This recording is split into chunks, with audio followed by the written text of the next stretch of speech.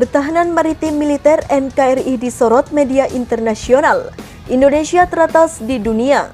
Militer Indonesia mempunyai sebuah doktrin yakni Sistem Pertahanan dan Keamanan Rakyat Semesta atau Sisan Kamramta.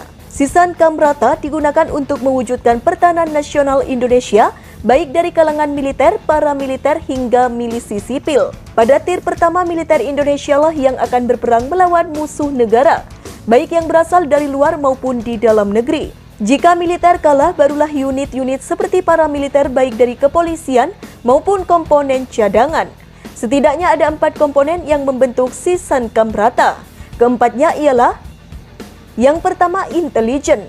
Intelijen merupakan mata, hidung, dan telinga Sisan Kamrata Indonesia. Intelijen berguna mendeteksi sedari dini ancaman yang datang ke Indonesia. Intelijen akan memberikan informasi kepada pembuat keputusan di Indonesia untuk melakukan tindakan pencegahan atau yang diperlukan dalam menghadapi sebuah ancaman. Yang kedua, keamanan. Sisan Kamrata memerlukan sebuah smart security yang diselenggarakan oleh kepolisian dan dinas terkait. Fungsinya untuk mengamankan dan menegakkan hukum di dalam negeri, karena biasanya ada pihak yang tak mau ikut atau memberontak kepada Indonesia saat negara dalam keadaan genting. Perlu dipahami juga keamanan di sini bukan cuma dalam tingkah laku masyarakat, namun juga soal keamanan digital agar informasi penting tak bocor keluar. Yang ketiga, pertahanan. Pertahanan merupakan unsur paling awal dalam Sisan Kamrata. Militer dan kepolisian di sini jadi komponen utama, sedangkan warga sipil menjadi kekuatan pendukung. Bisa pula militer mengkoordinasi non-militer untuk menggunakan setiap sumber daya dalam mempertahankan negara Indonesia. Non-militer bisa jadi warga sipil hingga segenap departemen serta lembaga non-departemen untuk menjamin kedaulatan negara. Hal ini sudah tertuang dalam pasal 30 Undang-Undang Dasar 1945 yang berbunyi tiap-tiap warga negara berhak dan wajib ikut serta dalam usaha pembelaan negara. Yang keempat, cyber. Cyber warfare alias perang cyber menjadi bagian tak terpisahkan dari pertempuran modern saat ini. Sisan Kamrata harus berorientasi pula dalam cyber. Sebab fungsi cyber ialah menjaga kerahasiaan data, integritas mengelola data, ketersediaan data, dan lain sebagainya. Apalagi saat ini semuanya serba digital.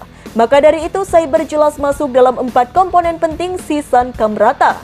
Untuk mendukung Sisan Kamrata, militer Indonesia harus memperbarui alutsistanya.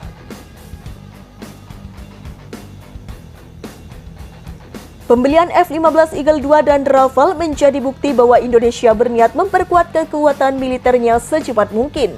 Media Malaysia Defense Security Asia memaparkan bahwasanya pembelian Rafale dan F-15 Eagle II akan menjombangkan kekuatan udara Asia Tenggara.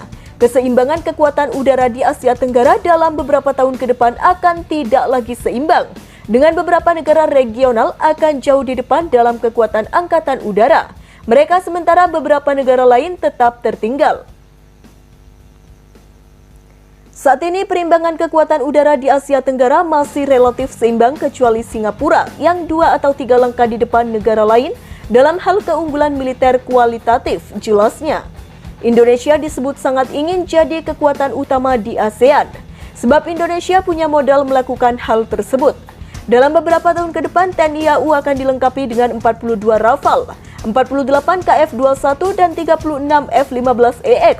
Jika negosiasi Jakarta dengan Washington mengenai penjualan pesawat berjalan lancar, Indonesia sangat ingin menjadi kekuatan udara utama di Asia Tenggara dan sedang berusaha untuk itu, paparnya. Lembaga Think and Tank Australia Lowry Institute juga mengamini peningkatan kekuatan militer Indonesia. Australia mendukung hal ini lantaran peningkatan kekuatan militer Indonesia untuk melawan China.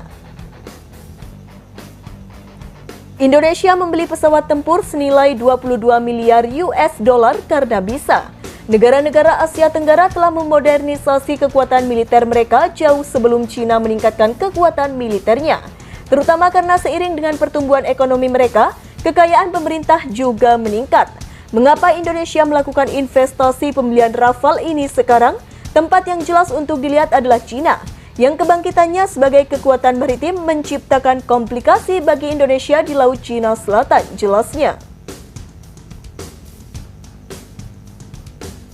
Lowy menyebut baik Indonesia dan Australia mempunyai tujuan sama, yakni mematahkan pengaruh Cina di Asia Tenggara. Kedua negara memiliki satu kepentingan utama yang sama, yaitu memastikan bahwa Cina tidak pernah menjadi kekuatan dominan di maritim Asia Tenggara, ungkapnya.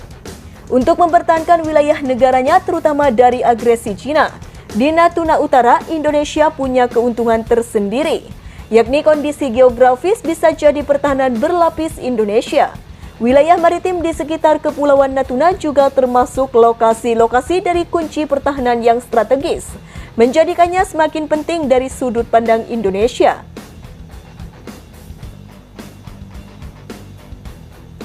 Maka dari itu, pulau-pulau ini tak boleh jatuh ke tangan Cina, apalagi di sekitaran Natuna. Bila jatuh bisa menyebabkan kedaulatan NKRI terancam. Jika Cina menguasai pulau-pulau ini atau wilayah di sekitarnya, itu akan merusak posisi keamanan Indonesia dengan memberi pasukan Cina tempat yang dekat untuk melancarkan serangan terhadap Indonesia. Kedekatan pulau-pulau dengan Indonesia menghadirkan resiko keamanan yang signifikan untuk mempertahankan negara Indonesia dan memungkinkan militer untuk memantau jalur perdagangan melalui wilayah tersebut. Terlebih ibu kota Indonesia juga akan pindah ke Kalimantan Timur. Ibu kota baru Indonesia bisa dijangkau oleh pesawat pembom nuklir dari Cina, Xi'an H6. Jauh sebelum rencana pemindahan ibu kota negara ke Kalimantan Timur, Amerika Serikat telah mengingatkan Indonesia soal ancaman pesawat pembom Cina. Peta radius serangan menunjukkan bahwa pembom H6 Cina yang berbasis di Pulau Wudi sekitar 400 mil dari Hong Kong dapat menyerang target jauh di timur Filipina dan selatan Singapura, Selat Melaka, dan ibu kota Indonesia, Jakarta, jelasnya. Namun Cina harus bekerja keras bila mau melawan pertahanan maritim Indonesia yang berpulau-pulau tersebut. Sebab militer akan memberikan perlawanan sengit mengingat Indonesia punya keunggulan geografis. Asia Tenggara adalah persimpangan jalan yang menghubungkan Asia dan Oseania dan menghubungkan Samudra Pasifik dan Hindia. Dan Indonesia adalah titik kunci dari persimpangan jalan ini. Sebagai negara maritim terbesar di antara dua samudra dan dua benua, keunggulan geografis transportasi Indonesia termasuk yang teratas di dunia, dengan nilai geoekonomi, geopolitik, dan geokultural yang unik. Untuk memastikan jalur udara bebas dan tanpa hambatan dari Samudra Hindia, Laut Cina Selatan, dan Selat Taiwan, Indonesia dan ASEAN sangat diperlukan. Jelas The Epoch Times, militer Indonesia memang dikenal keras jikalau diberi tugas mempertahankan kedaulatan negara.